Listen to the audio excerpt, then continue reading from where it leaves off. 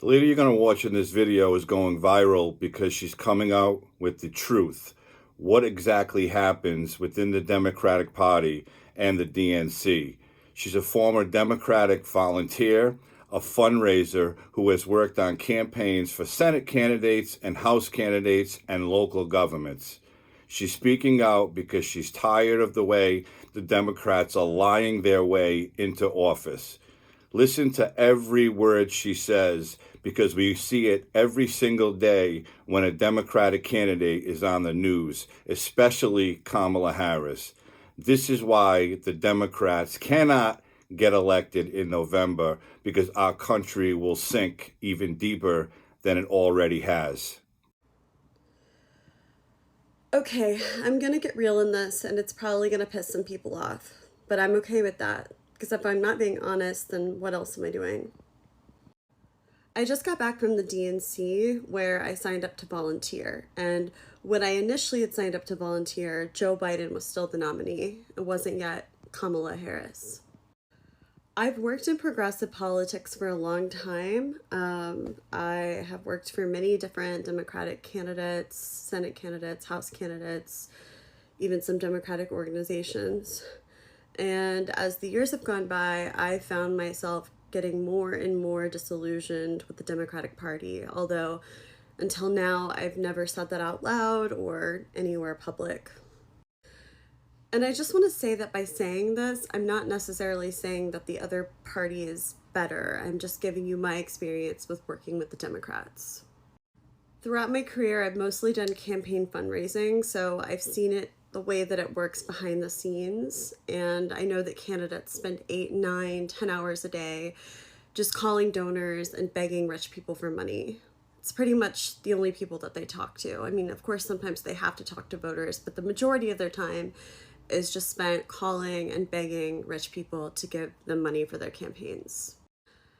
And what this inevitably means is that we don't actually live in a democracy. It's just rich people calling the shots and having the access to talk to the politicians. They're the ones that basically get their ear all day. They're the ones that can help shape and prioritize what the politician actually focuses on.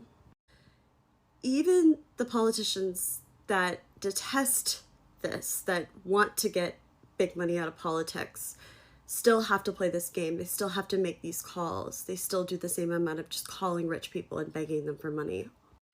And what unfortunately happens once they get into office, if they get into office, is that they soon realize that the money machine is so great and the seduction of power is so immense that they no longer adhere to these values. When I first got into politics, I thought that Democrats were the party of the people. And at the DNC this week, I felt like I was in a building with the most elite and out-of-touch people in the entire world. It very much felt like, let's just have a huge party and forget all of our problems because the vibes are brat. When I was there, I didn't feel any connection to real America or the place that I come from, which is the Midwest, Kansas City, Kansas, and Missouri. I didn't feel any connection to the people that I know right now who are struggling to buy their groceries or to pay their rent. The people who want to know what both candidates are going to do to materially affect change in their lives. And when I was there listening to the speeches, I felt myself feeling mad because I didn't hear anything about the economy. Definitely not in Kamala's speech, and not very much in the others as well. Instead, I heard generic platitudes, things like joy and respect and integrity, and what does that even mean? Let's make the military the most lethal in the world? I thought I was part of the anti-war party. I thought I was part of the party that fought for the underdog, that championed working people. When and how did we just become the party of academia and affluence? Because that's what we are right now. How can we ever say that we're going to fight corporate power or give a voice back to those communities that have been left behind when above the delegates on the floor in levels and levels and rings of suites with donors and corporations that we're literally looking down on the people below from above? That's what Chris Cuomo said, and he's absolutely right.